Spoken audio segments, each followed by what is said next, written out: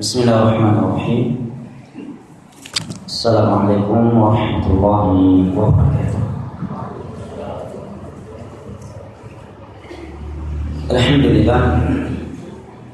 Alhamdulillahilladzi arsala rasulahu bil huda wa dinil haqq liyudhhirahu 'ala ad-dini kullihi walau karihal kafirun walau karihal musyrikun. وأشهد أن لا إله إلا الله وحده لا شريك له إقرارا به وتوحيدا وأشهد أن محمدا عبده ورسوله صلى الله عليه وعلى آله وصحبه وسلم تسليما كثيرا. أما بعد. Alhamdulillah, puji dan syukur senantiasa kita panjatkan kehadirat Allah Jalla wa Ala, dan yang telah berfirman dalam Al-Quran Al-Karim pada surat Ibrahim dengan firman-Nya, wa in ta'uddu ni'matallahi la tuhsuha innal insana lazalumun kafar. Dan kalaulah kalian ingin menghitung-hitung akan nikmat Allah atas kalian, la tuhsuha, niscaya kalian itu tidak akan mampu menghitungnya. Innal insana lazalumun kafar, sesungguhnya manusia itu selalu berbuat kezaliman dan kekufuran.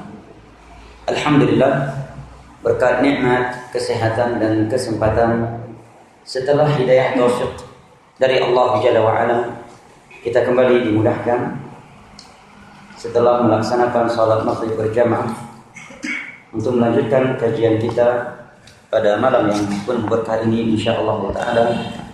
Sebagaimana yang diminta kepada saya, bahwa untuk kajian ba'dal maghrib, antara maghrib dan isya ini adalah menjelaskan prinsip-prinsip dakwah Ahlus Sunnah wal Jamaah, mereka para salaf, para sahabat Nabi, tabi'in, ulama empat mazhab, Imam Hanafi, Imam Maliki, Imam Syafi'i dan Hanbali, serta ulama Ahlus Sunnah wal Jamaah yang datang setelah mereka.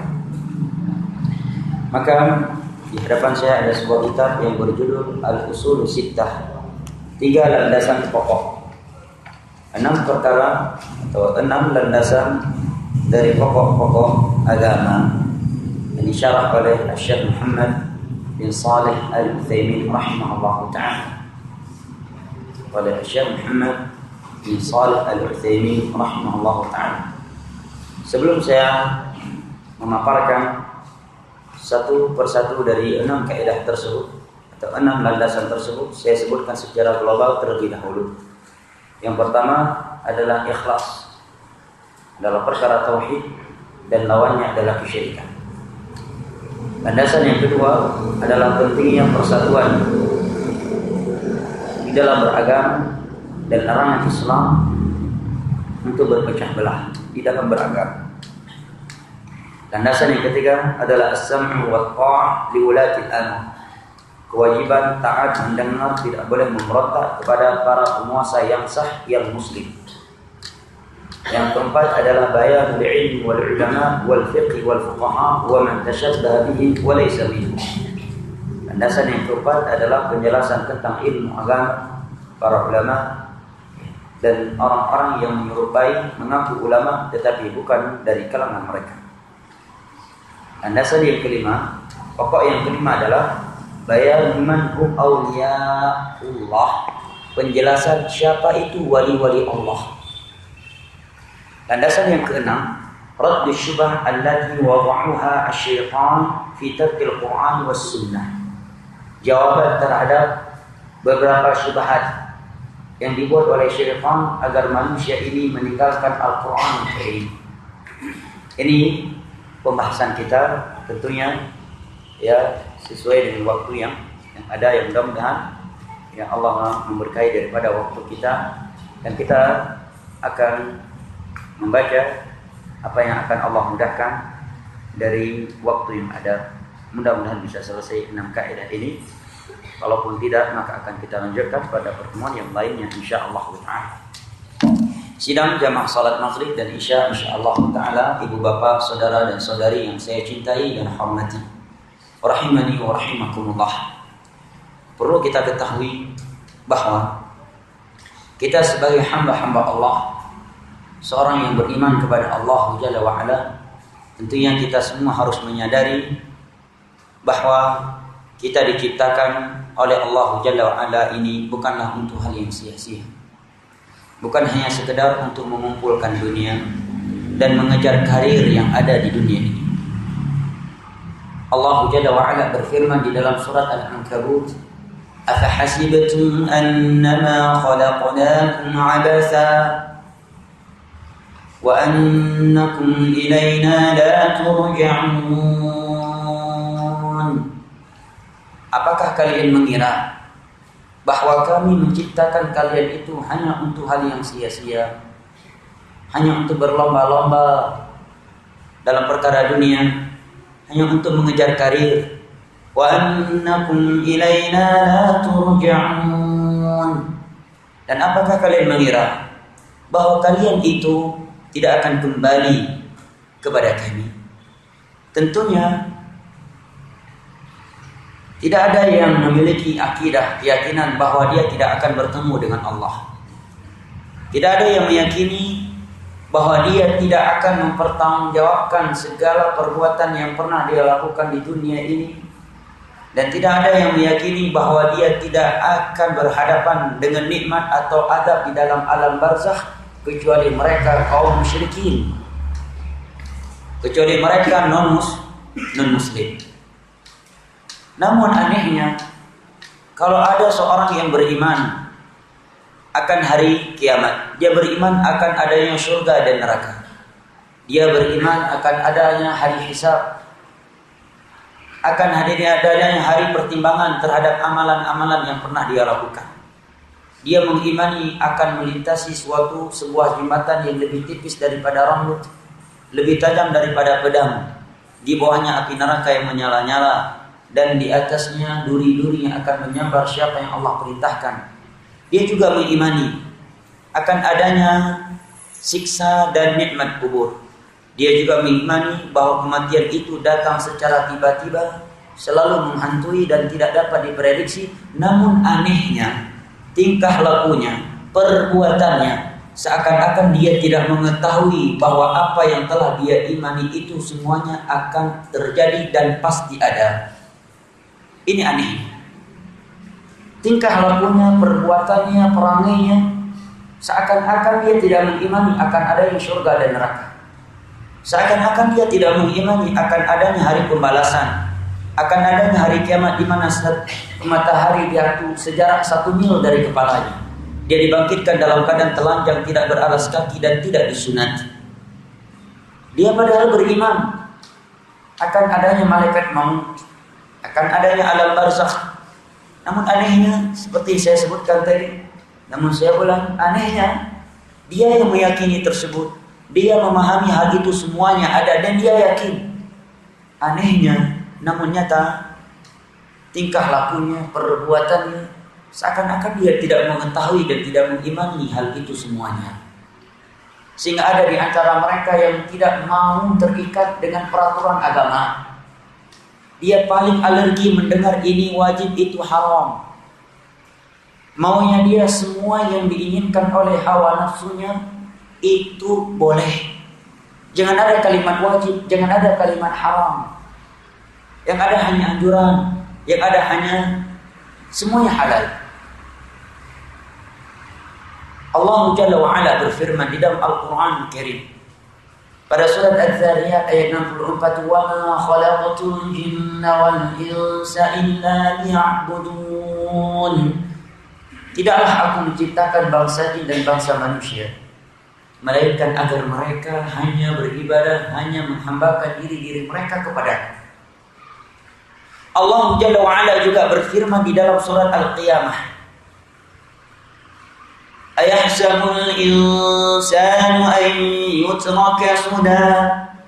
Apakah manusia itu menyangka, mengira bahwa mereka itu akan dibiarkan begitu saja oleh Allah? Imam Syafi'i Muhammad bin Idris imamnya kaum muslimin, imamnya mazhab. Beliau menerangkan bahwa makna firman Allah, ayahsabul insanu ayyutraka sudah, apakah manusia itu mengira mereka itu akan dibiarkan begitu saja, bahwa makna ayat tersebut adalah la yu'mar wa la yunha, bahwa mereka tidak akan berhadapan dengan perintah dan larangan Allah. Sungguh tidak mungkin. Tapi itulah yang kita lihat. Padahal kita melihat banyak orang yang siap hidup di dalam aturan kantornya, ya kan? Walaupun sebagian peraturan yang ada di kantornya itu berat buat dia untuk melaksanakannya. Dia risih mengerjakannya, tetapi dia tetap menjalankannya karena dia tahu ini konsekuensi saya bekerja di sini. Ya. Kita dalam hidup bermasyarakat saja ada aturannya, ada perintah, ada larangan. Suatu masyarakat ada perintah setiap ini akan ada gotong royong, nggak boleh melakukan ini, nggak boleh melakukan itu. Kita pun siap dengan aturan tersebut karena kita tahu itulah konsekuensi hidup di tengah-tengah masyarakat yang ada. Lalu kenapa kita hamba Allah? Allah yang menciptakan kita, Allah yang memberikan seluruh anggota badan ini, Allah yang memberikan rumah, Allah yang memberikan anak istri, keturunan, harta dan seterusnya. Namun kita tidak siap hidup dengan aturan Allah. Ini kan aneh. Kita siap hidup dalam aturan manusia. Di dalam kantor, dalam lingkup kantor kita. Dalam lingkup rumah yang kecil aja ada aturan. Ada perintah, ada larangan dari orang tua kita. Hidup di tengah-tengah masyarakat juga demikian. Ada aturan, ada perintah, ada larangan. Lalu kenapa di dalam beragama kita tidak mau berhadapan dengan perintah dan larangan Allah? Kita ini emangnya siapa sih? Emangnya yang menciptakan kita ini siapa? Yang memberikan rezeki kepada kita juga siapa? Yang memiliki surga dan neraka itu siapa? Dan segala kebaikan yang telah kita peroleh sekarang siapa yang memberinya? Bukankah Allah? Kalau Allah, kenapa kita tidak siap menghambakan diri kita kepada Allah? Ayahsabul insan ayyutraka sudah. Apakah manusia itu mengira akan dibiarkan begitu saja oleh Allah tanpa perintah dan tanpa larangan? Yang berikutnya yang ingin saya berikan ingin saya sampaikan sebagai pendahuluan sebelum saya membaca kitab. Hendaknya kita sebagai muslim atau muslimah harus yakin bahwa tidaklah Allah dan Rasul-Nya memerintahkan kita dengan suatu perkara, melainkan perkara tersebut baik buat dunia dan akhirat kita. Dan Allah juga tidak akan melarang kita. Demikian juga Rasul-Nya dari suatu perkara, melainkan perkara tersebut akan merugikan dunia dan akhirat kita. Sepakat dengan akidah ini? Sepakat? Bahwa Allah dan Rasul-Nya tidak akan memerintahkan kita dengan suatu perintah, melainkan perkara tersebut mendatangkan kebaikan buat dunia dan akhirat kita. Dan Allah dan Rasul-Nya juga tidak akan melarang kita dari suatu perkara, melainkan perkara tersebut akan merugikan dunia dan akhirat kita. Sepakat dengan kaidah ini? Lalu kenapa kita selalu menyangka hukum-hukum Allah? Kalau ada yang menyatakan ini wajib, masa ini wajib, ini kan memberatkan. Ketika kita mendengar ayat-ayat dan hadis-hadis yang menyebutkan larangan dari perkara-perkara tertentu, terkadang hati kita merasa risih dengan larangan. Terkadang kita merasa nggak sanggup. Padahal udah jelas Allah menyatakan la yukallifullahu nafsan illa wus'aha. Nggak mungkin Allah membebani suatu jiwa dengan sesuatu yang tidak mampu. Karena kalau mungkin berarti Allah zalim. Allah tidak mungkin zalim kepada hamba-hambanya. Allah menyatakan wa ma rabbuka bidzallamin lil 'abid. Tidaklah Rabbmu itu menzalimi hamba-hambanya. Coba renungi beberapa perkara di atas tadi. Dua landasan di atas. Kalau benar-benar tertanam di dalam qalbu, di dalam hati kita yang paling dalam, maka akan mudah bagi kita menjalankan hukum-hukum Allah. Gak akan ada sanggahan yang keluar dari mulut kita kalau mendengar ayat dan hadis yang menyebutkan perintah-perintah atau tentang larangan-larangan. Kita akan mudah mengucapkan sami'na wa ata'na. Kita akan mudah meninggalkan larangan-larangan Allah dan Rasul-Nya karena kita yakin ini pasti merugikan dunia dan akhirat.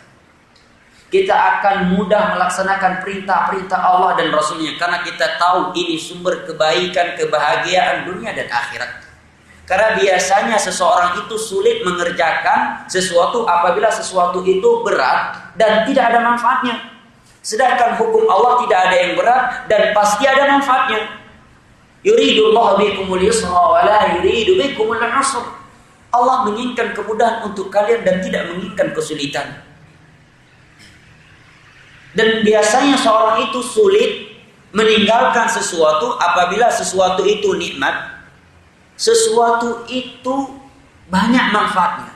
Sedangkan seluruh bentuk larangan Allah itu menyiksa kita. Apakah bentuknya perzinahan, judi dan yang semisalnya, lebih besar dari itu adalah kesyirikan dan kebid'ahan. Tidak ada nikmat sedikit pun. Yang ada hanya kegundah gulanan, yang ada hanya kesedihan, yang ada hanya umum kegelisahan.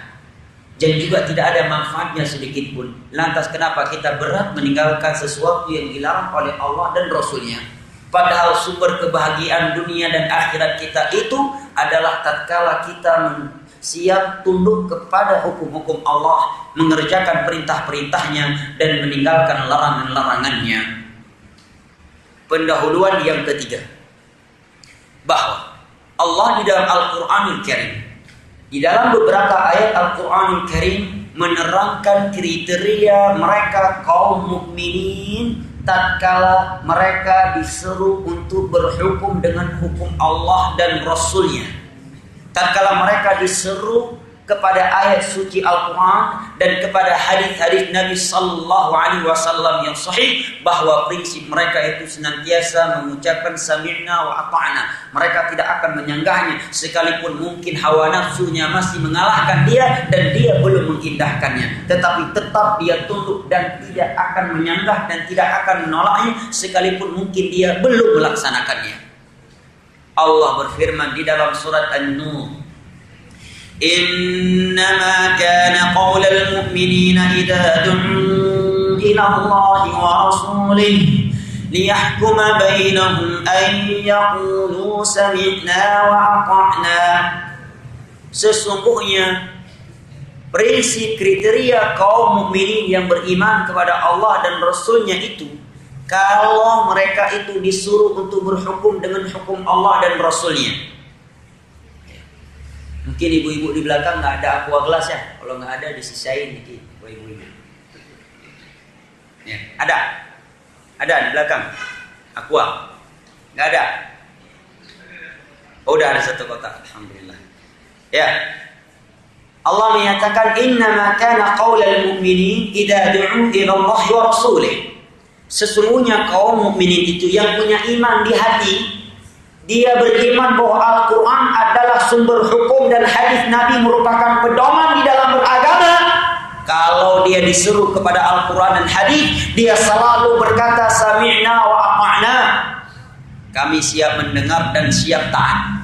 Tidak menyanggah, tapi kan ada istiadat di sini seperti ini. Tetapi kan menurut saya demikian dan demikian. Tetapi kalau kita pikirkan demikian dan demikian, tidak akan demikian. Mereka akan menyatakan sami'na wa ata'na. Innama kana qaulal mu'minina idza du'u ila Allah wa rasulih liyahkuma bainahum an yaqulu sami'na wa ata'na. Prinsip seorang mukmin yang beriman kepada Allah dan Rasulnya, ketika disuruh untuk berhukum dengan hukum Allah dan Rasulnya, selalu menyatakan sami'na wa ata'na. Allah juga berfirman di dalam surat Al-Hujurat ayat pertama, Ya ayyuhalladzina amanu la tuqaddimu baina yadayillahi wa rasulih wattaqullaha innallaha sami'un alim. Wahai orang-orang yang mengaku punya iman, orang-orang yang mengaku beriman kepada Allah dan Rasulnya. Apa panggilan Allah? La tuqaddimu baina yadayillahi wa rasulih. Jangan coba-coba kalian berani melangkahi firman Allah dan ucapan Rasulnya. Jangan kita sanggah dengan rasio kita, karena logika kita yang belum mampu memahaminya. Jangan kita tolak hukum Allah dan Rasulnya tatkala berbeda dengan hukum adat istiadat, tatkala berbeda dengan kemauan mayoritas manusia. Allah katakan, la tuqaddimu baina yadayillahi wa rasulih. Jangan coba-coba kalian melangkahi Allah dan Rasulnya, pasti binasa. Wattaqullah, dan takutlah kalian kepada Allah. Innallaha sami'un alim. Sesungguhnya Allah itu Maha mendengar lagi Maha mengetahui. Di dalam surat Al-Ahzab, Allah Jalla wa Ala berfirman, وَمَا كَانَ لِمُؤْمِنٍ وَلَا مُؤْمِنَةٍ إِذَا قَضَى اللَّهُ وَرَسُولُهُ أَمْرًا أَن يَكُونَ لَهُمُ الْخِيَرَةُ مِنْ أَمْرِهِمْ وَمَن يَعْصِ اللَّهَ وَرَسُولَهُ فَقَدْ ضَلَّ ضَلَالًا مُبِينًا. Sungguh tidak pantas bagi mereka orang-orang yang mukmin dan mukminah yang mengaku punya iman, sungguh gak pantas kalau Allah dan Rasulnya telah memutuskan suatu keputusan, suatu ketentuan, mereka memiliki pilihan lain selain ketentuan Allah dan Rasulnya. Lebih memilih ketentuan manusia, hukum adat istiadat, hawa nafsunya ketimbang ketentuan Allah dan Rasulnya. Itu gak pantas, kata Allah, terjadi pada orang-orang yang mengaku punya iman. وَمَنْ يَعْصِ اللَّهَ وَرَسُولَهُ فَقَدْ ضَلَّ ضَلَالًا مُبِينًا.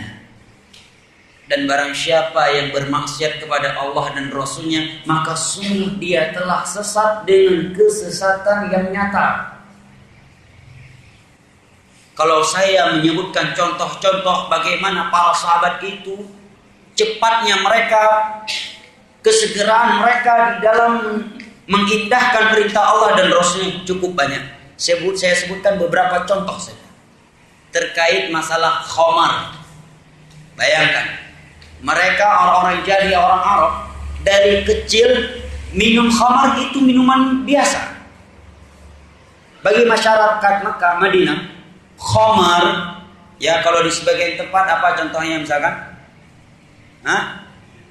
Tua, biar udah kelas tinggi. Tua ya. Di sebagian tempat kan udah biasa tua, ya betul. Kau tahu pengalaman pribadi? Mudah-mudahan bukan. Di mana misalkan di sebuah tempat lah, nggak usah singgung, marah pula nanti orang dari situ, ya kan? Sebuah tempat biasa, ibu bapak ke sawah tua, ya, manjat pohon kelapa tua dulu, mau bekerja tua dulu, nyupir tua dulu, dan seterusnya. Demikianlah kondisi orang-orang Mekah dan Madinah. Dari kecil sudah biasa minum khamr. Tapi kita harus yakin Nabi Muhammad semenjak lahir Allah jaga dari yang namanya khamar. Nabi tidak pernah menyentuh itu. Dan Nabi berdakwah di Mekah selama berapa tahun? 23 tahun, lama sekali di Mekah. Berarti nggak pernah ke Madinah.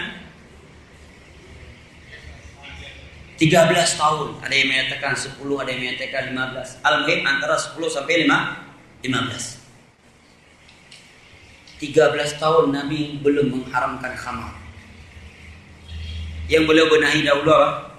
Tidak. Tauhid, akidah. Di Madinah pun beberapa tahun belum Rasulullah haramkan. Ya, coba bayangkan ya. Luar biasa ya, mereka udah berapa tahun dengan khamar. Awal-awalnya dalam Al-Quran Allah hanya menyatakan Yas'alunaka 'anil khamri wal maisir قل فيهما إثم كبير ومنافع للناس وإثمهما أكبر من نفعهما. Mereka bertanya kepadamu tentang judi dan khamar. Katakan, khamar judi itu ada manfaatnya, ada mudaratnya. Tetapi mudaratnya lebih besar daripada manfaat. Ada nggak manfaat judi? Ada. Kalau nggak manfaat judi sih, Olo nggak akan kaya seperti itu. Dari mana kayanya si Olo? Dari judi. Ya, ada manfaatnya kan? Dari sisi itu, yang jual judi punya uang, menang judi punya uang, kalah judi pukul istri. Ya, khamar juga demikian. Ya. Ada manfaat dari sisi kecilnya. Bahkan sebagian orang beralasan kalau saya nggak isap ganja, saya nggak bisa kerja. Bahkan yang lebih parah lagi, penceramah agama. Ganja itu bagi saya bisa wajib. Karena kalau saya nggak isap ganja, saya nggak bisa ceramah agama. Suatu kewajiban yang tidak bisa dilakukan kecuali dengan melakukan sesuatu, maka sesuatu itu wajib, kata dia. Masya Allah. Dalilnya ya, luar biasa alasan. Maka Allah katakan manfaatnya ada, juga ada mudaratnya.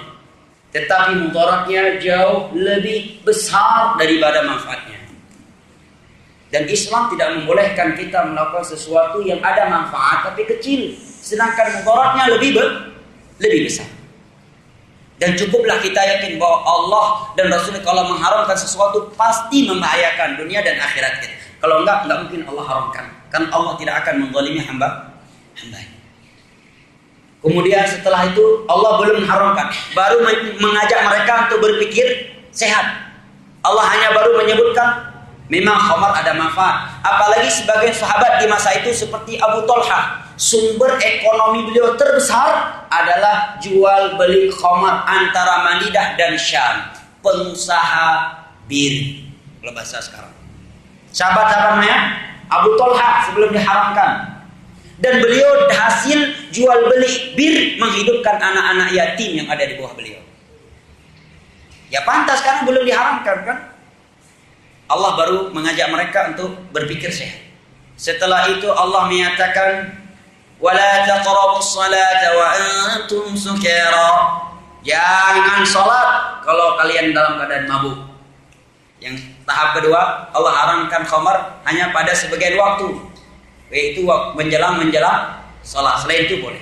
Jadi sudah ada sebagian waktu mereka meninggalkan khamar. Jadi sudah ada ya pelatihannya, sudah dilatih untuk meninggalkan. Tapi bencok dari yang mana dulu kok ubah di babak dan lain. Biasa aja sabab bukunya kata babak anak dalali. Bah lalu nyokkan le jamin syariat. Wahyu kabeh itu mendung.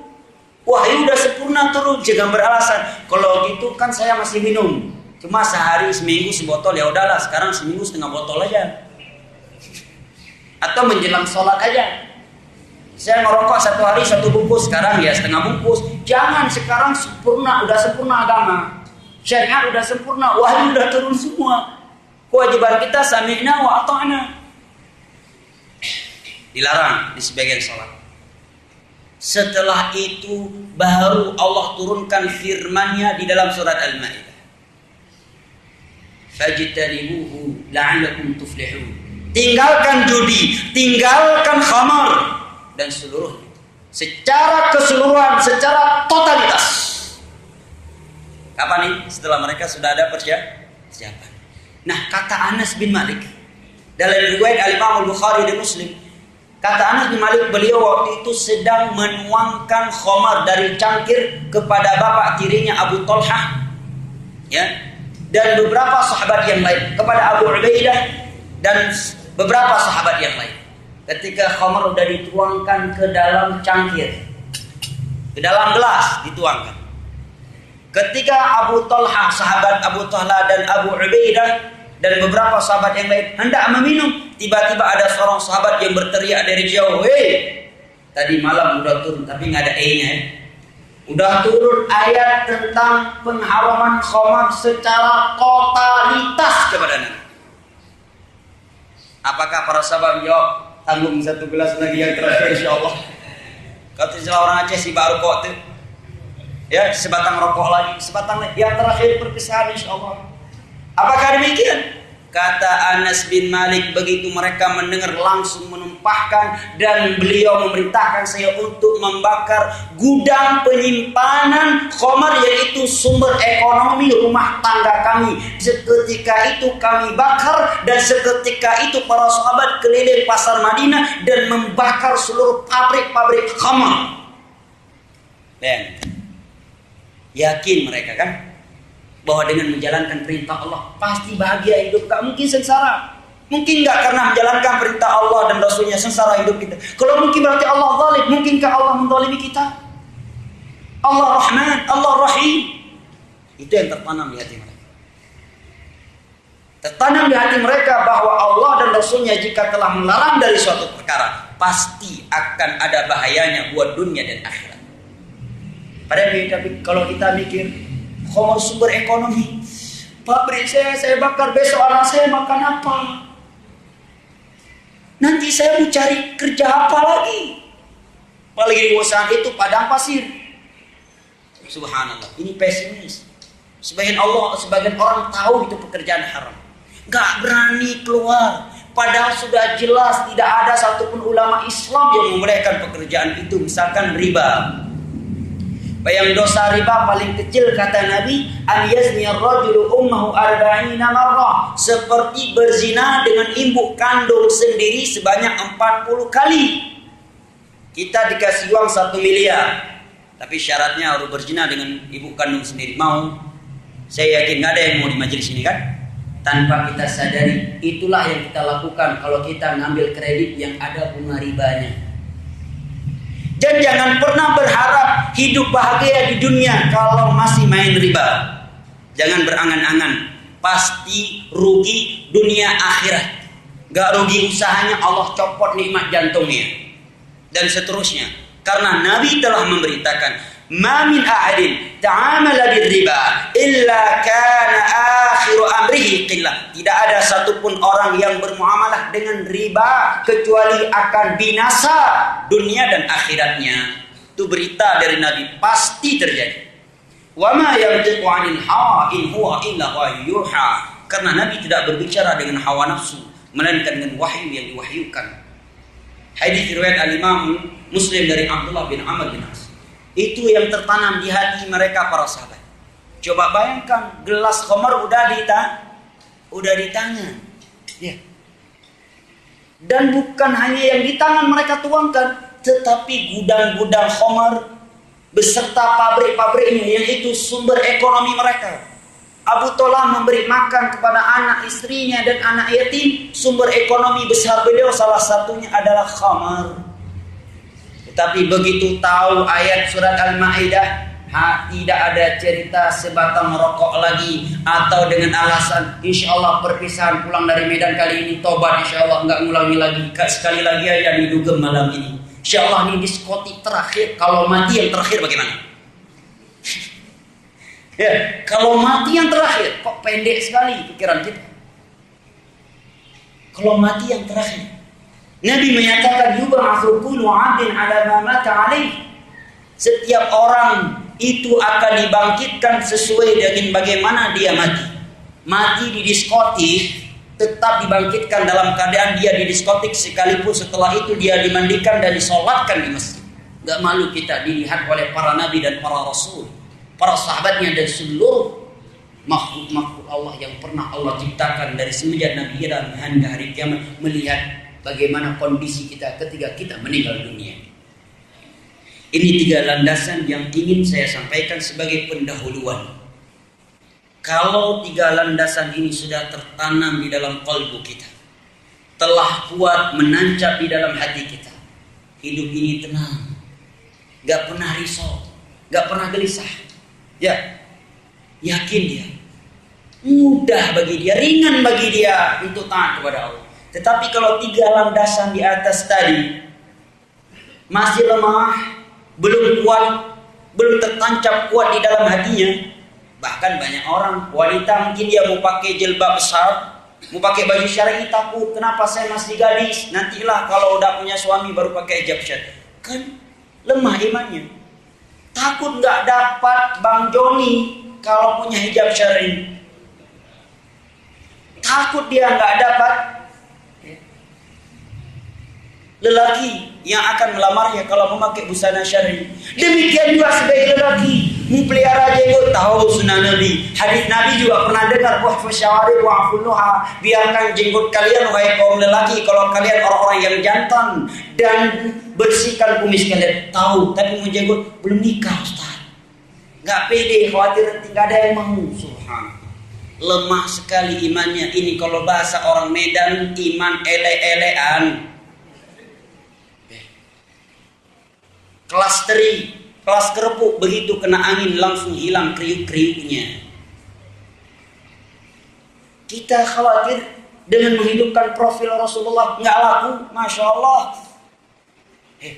Tapi kalau ikut model barat, orang-orang kafir, luar biasa pedenya. Bahkan ada orang kafir yang rambutnya kalau kita lihat dari belakang, kalau kita nggak lihat tubuhnya, mungkin kita kira itu bebek. Seperti ekor bebek rambutnya. Ada aja anak-anak muda yang ikuti dengan bangga rambutnya seperti ekor bebek. Bagaimana rambut Ronaldo dan seterusnya, tetap aja diikuti.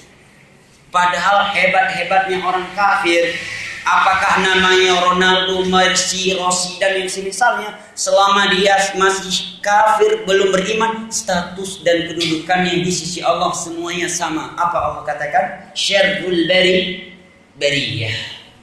Sejelek-jelek ciptaan Allah di bawah kolong langit.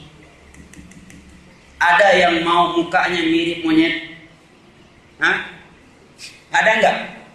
Enggak ada kan? Ada rambutnya seperti hewan? Enggak ada. Kalau ada orang yang ingin mengikuti muka monyet, itu jauh lebih baik daripada mengikuti penampilan orang kafir. Ya, nonton moto bebek lebih baik daripada nonton MotoGP. Karena yang balapnya orang kafir. Allah katakan syarrul bariyah, sejelek-jelek ciptaan Allah yang ada di darat. Ya, apa hebatnya? Lebih baik nonton moto bebek daripada MotoGP. Bebek dia nggak ada status syarrul bariyah, ya kan?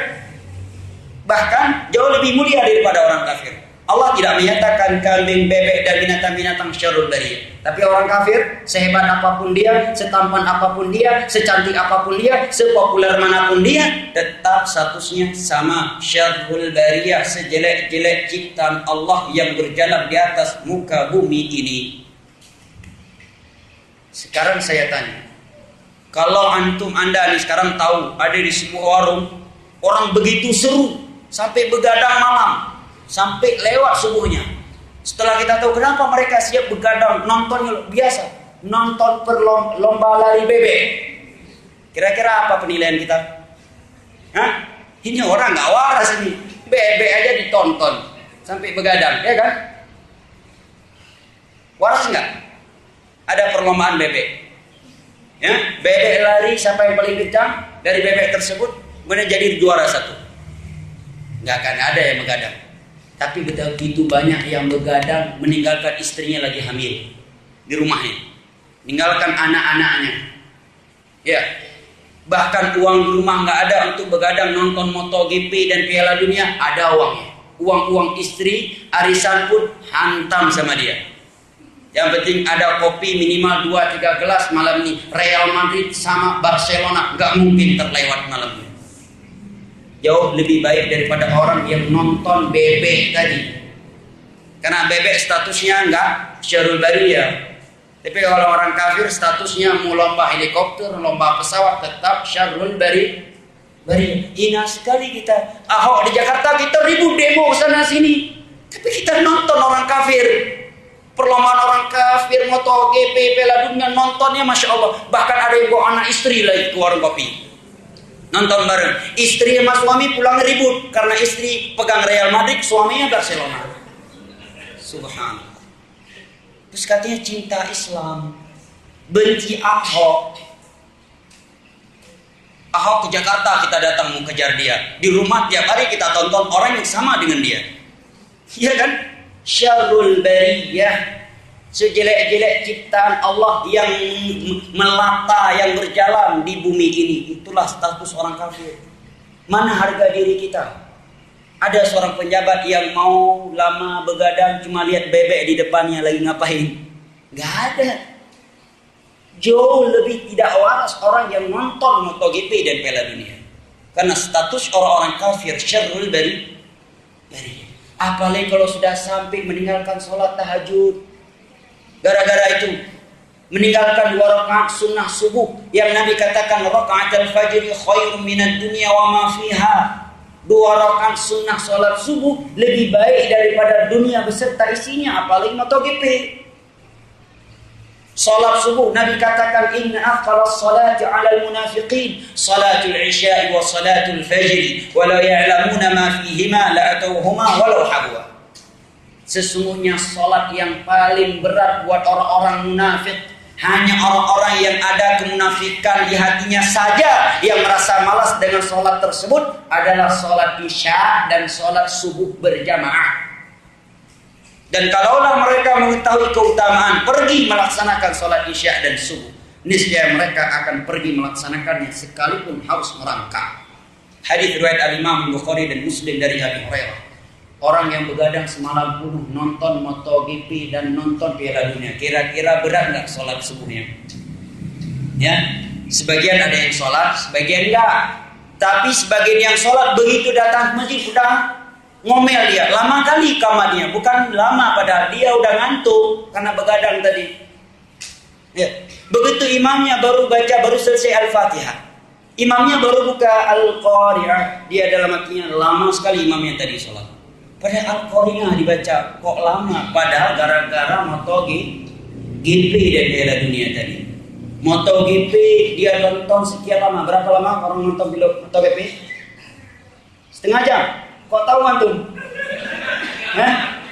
Masya Allah. Zaman dulu ya, zaman jahiliyah ya, pas masih sama Abu Lahab ya. Al-Muhim, minimal setengah jam. Persiapan setengah jam sebelumnya, ya kan? Cari warung kopi di mana enaknya, di mana TV yang besar, yang kopinya di situ ada Arabica, ya, ada ya kopi yang enak dan seterusnya. Udah habis 1 jam. Ya, sholat tahajud setengah jam aja nggak mampu. Ya, untuk sholat subuh bangunnya, masya Allah, seakan-akan di matanya itu diikat dengan batu giok sebesar 20 ton. Nggak mampu dia buka. Padahal Nabi menyatakan yang malas melaksanakan subuh dan isya berjamaah hanya orang-orang munafik saja. Yang ada kemunafikan di dalam hatinya. Hanya mereka yang malas melaksanakan sholat isya dan subuh. Coba. Kenapa hal itu terjadi pada diri kita? 3 landasan di atas tadi itu tidak tertanam kuat di dalam kolbu kita. Sehingga dia merasa kayaknya kurang senang hidupnya kalau nggak melakukan itu. Tapi bedaannya dengan seorang yang sudah tertanam 3 landasan di atas di dalam kolbunya, dia ketika lemah imannya, sehingga meninggalkan beberapa perintah Allah, langsung resah hidupnya. Langsung begitu sekali aja dia meninggalkan sholat jamaah, langsung merasa kayaknya ada kerugian besar hari ini. Seminggu nggak hadir majelis ilmu, dia merasa hampa kali hidup ini. Hanya 1 malam terluput dari sholat tahajud, langsung beristighfar, pada hukumnya sunnah. Langsung merasa kayaknya ada yang kurang hari ini, dan seterusnya. Kenapa? Karena 3 landasan di atas tadi itu sudah tertancap di dalam kolbunya. Sangat mudah bagi dia menerapkan firman-firman Allah dan sabda-sabda Rasulnya Sallallahu Alaihi Wasallam. Tetapi kalau 3 perkara tersebut tidak tertanam kuat di dalam kolbu, maka kita akan melihat begitu sulitnya orang itu mengerjakan hukum Allah. Sekalipun dia kuat, kita lihat banyak anak muda mampu jogging berjam-jam, ya. Ikut ada fanbase, ikut fanbase. Walaupun dari Blampidi sampai Melabuh, siap ikut. Ya. Apalagi berbagai bentuk olahraga, berbagai macam olahraga dia mampu itu. Tapi untuk sholat subuh dia nggak mampu bangun. Untuk sholat tahajud dia nggak mampu bangun. Padahal tadi habis funback dari Blampidi ke Melabuh. Tadi pagi jogging berjam-jam. Tadi pagi main futsal berjam-jam. Tadi malam kalau ibu-ibu nonton sinetron 1 jam lebih, Cinta Fitri sampai selesai. Ya. Tapi sholat tahajud setengah jam, masya Allah, minta ampun, luar biasa. Alarmnya kalaupun di setel begitu bunyi, top dimatikan. Luar biasa berarti kelemahan iman kita sekarang. Apa sebabnya? Itu tadi 3 landasan di atas tadi belum tertancap kuat di dalam hati kita. Kalau itu sudah tertancap kuat di dalam hati kita, maka begitu mudah kita menjalankan hukum-hukum Allah dan Rasulnya. Sudah jam berapa? Baik, saya persilakan untuk diskusi dan tanya jawab. Karena sisa waktu yang sudah sedikit, kita lanjutkan pada pertemuan yang lain. Saya persilakan bila ada pertanyaan dan kritikan. Kalau tidak siap tidak ada tulisan, boleh langsung secara lisan.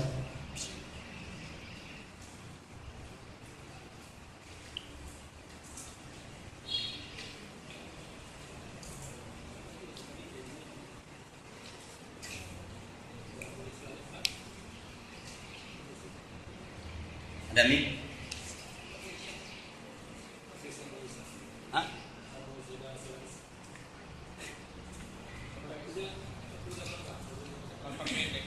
Masih panjang, Pak, udah.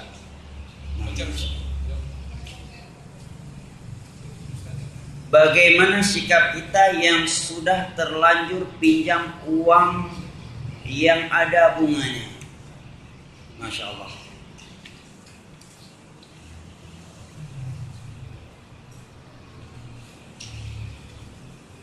Allah Jalla wa'ala menyebutkan dalam surah Al-Baqarah, ya, fa'amruhu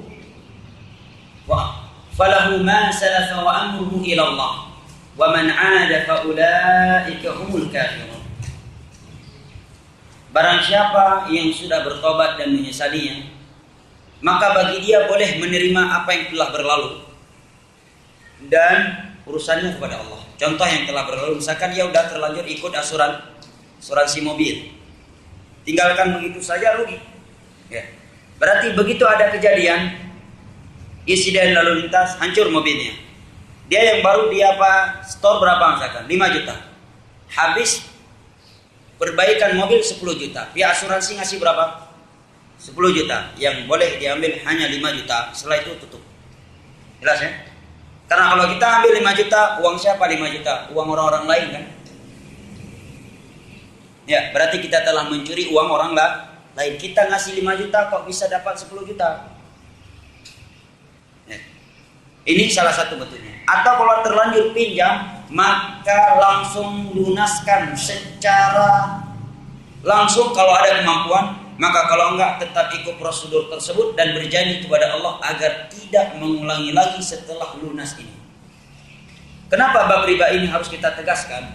Karena kita melihat bab riba ini yang dosanya begitu besar, yang Allah dan Rasulnya sebutkan sebab terjadi berbagai bencana alam adalah bab riba salah satunya. Tapi kita lihat sebagian orang sudah bermain-main dengan riba. Bahkan bercanda dengan riba. Kapan ya SK kita amankan biar nggak kena banjir? Apa maksudnya ini diamankan? Ya kredit. Ya ini kayaknya nih udah sering banjir nih, SK harus diamankan nih di BPD atau di BRI. Udah jadi bahan ketawa ketili, bahan candaan. Padahal dosa riba setelah dosa syirik dalam Al-Quran, dosa yang paling keras. Peringatan Allah adalah dosa riba. Silahkan baca surat Al-Baqarah, Ali Imran.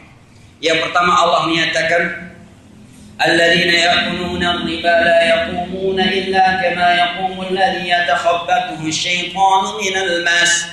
Orang yang makan riba, hari kiamat dia dibangkitkan, berjalan bangkitnya seperti orang yang sedang kesurupan. Orang kesurupan bagaimana? Ya, ada yang jatuh bangun ketika berdirinya, jungkir balik di tanah, seperti itu dibangkitkan dalam keadaan matahari 1 jengkal di atas kepala. Yang kedua, Allah katakan, fa'danu biharbi minallahi wa rasulih. Kalau kalian tidak berhenti riba, Allah dan Rasulnya akan memerangi kalian. Kalau Allah dan Rasulnya yang telah memerangi kita, siapa yang akan membela kita? Ya. Kemudian Allah menyatakan, innama ya'kuluna fi butunihim nara. Yang mereka masukkan ke dalam perut itu adalah arang-arang api neraka. Yang keempat, Nabi menyatakan dosa riba yang paling ringan an yazniya ar-rajulu ummuhu 40 marrah. Dosa riba yang paling kecil itu seperti berzina dengan orang tua kandung sebanyak 40 kali. Dalam lafaz yang lain sebanyak 70 kali. Apalagi kalau pinjamannya 500 juta untuk beli selfie lagi. Ya. 500 juta. Bunganya berapa itu? Kalau 500 juta. Berapa bunganya? Ada yang pengalaman? Al-Muhim 500 juta berapa kira-kira? 20 juta? Ada? Ada 20 juta. 5 juta, 5 juta. Yang paling kecil berapa? Seperti berzina dengan ibu kandung sebanyak 40 kali. Ya. Yang kelima, ancaman Nabi, ayu lahmin nabata min haram fannar aula bihi. Daging mana saja yang tumbuh dari harta haram, maka neraka adalah tempat yang paling berhak untuk dia. Keenam, Nabi memberitakan ma min ahadin ta'amala bir-riba illa kana akhir amrihi qillah. Tidak ada satupun yang bermuamalah dengan riba melainkan pasti dia akan merugi. Saya nasihati, Bu, Pak, saudara dan saudari saya yang saya cintai dan hormati, jangan pernah punya ide ambil uang riba untuk bisnis. Anda nggak akan pernah sukses. Anda nggak akan pernah untung. Usaha Anda nggak akan pernah berdiri. Saya berani bersumpah karena Nabi yang memberitakan. Saya yakin dengan berita Nabi. Ma min ahadin ta'amala bir-riba illa kana akhir amrihi qillah. Tidak ada satupun orang yang bermuamalah dengan riba melainkan pasti akan merugi. Ini berita dari Nabi. Masih kurang yakin? Mungkin awal-awal belum. Sampai kita udah lupa sama miskin, udah lupa sama kebangkrutan. Kita udah biasa hidup senang, hidup mewah. Di saat itu kita jatuh seketika dan menjadi miskin secara tiba-tiba. Jauh lebih pahit daripada dari awalnya pahit. Allah Maha Mampu. Saya kasih tahu cerita nih dari Jakarta. Bukan contoh jelek ya, tapi contoh bahwa Allah kalau mengambil itu dalam sekejap mata memandang. Ada seorang konglomerat, bukan konglomerat. Konglomerat kaya raya, apartemennya habis, rumah mewahnya habis, mobil mewahnya habis, gara-gara hanya satu penyakit yang Allah timpakan kepadanya. Tahu penyakit apa? Kanker lidah. Itu apa punya uang? Makan pizza sama rasanya kayak batu, ya kan? Minum kopi sama aja kayak batu juga rasanya. Kena kanker lidah, dia berobat ke sekian negara di Eropa. Pulang udah habis hartanya, baru Allah berikan obatnya. Rupanya cuma perlu diteliti lagi oleh para tim medis, oleh tim medis. Rupanya obatnya getah daun pepaya, dioles di lidahnya, baru sembuh. Tapi rumah mewahnya udah nggak ada, mobil mewahnya udah habis, hartanya udah habis. Menunjukkan apa? Allah kalau udah mengambil dalam sekejap mata memandang mampu. Siapa yang lebih kaya sekarang ketimbang Qarun? Yang kunci kekayaannya saja hanya mampu diangkat oleh 9 orang terkuat di dunia. Satu orang ada yang belum mampu mengangkat kunci dia. 9 orang terkuat di dunia. Allah ambil itu semua dalam sekejap waktu. Hanya Allah perintahkan bumi terbuka, langsung dia dan istananya tertelan. Masyarakat ada di sekitarnya, nggak ada yang tertelan kecuali Qarun dan istana. Ya, maka harus yakin. Riba sumber kehancuran ekonomi dan sumber kehancuran dunia ini. Ma min ahadin ta'amala bir-riba illa kana akhiru amrihi qillah. Tidak ada satupun orang yang bermuamalah dengan riba pasti akan merugi. Ya, contoh yang terakhir lagi. Ini di Aceh nih, orang kaya Aceh. Punya apartemen, punya hotel luar biasa. Berbagai penyakit ada di tubuhnya. Nasi warna putih, yang masih warna putih nasi kita kan, nggak bisa dia makan. Gulanya sangat tinggi, berbagai penyakit, ada tumor, ada kanker luar biasa. Untuk apa punya kekayaan kalau seperti ini tubuhnya? Mau dikasih rumah yang luar biasa, mobil mewah luar biasa, tapi jantung bermasalah, kanker lidah, kena tumor, kena dan seterusnya. Maka jangan pernah menilai kebahagiaan itu hanya sekedar materi. Kebahagiaan yang sesungguhnya dan kekayaan yang sesungguhnya adalah ketenangan dan kenyamanan jiwa. Kata Nabi, "Laisal ghina an kathratil 'arf wa innamal ghina ghina an-nafs." Kekayaan yang sesungguhnya itu bukanlah dengan banyak harta benda, tetapi kekayaan yang sesungguhnya itu adalah kekayaan hati. Hadis riwayat Al-Imam Al-Bukhari dari Abu Hurairah radhiyallahu anhu. Kita cukupkan sampai di sini. Kiranya ini yang dapat saya sampaikan, lebih dan kurang yang saya mohon maaf. Wabillahi taufiq wal hidayah. Wassallallahu ala nabiyyina Muhammad wa ala alihi wa sahbihi wa sallam. Wa akhiru da'wana alhamdulillahi rabbil alamin. Wassalamu alaikum warahmatullahi wabarakatuh. ومساء غربا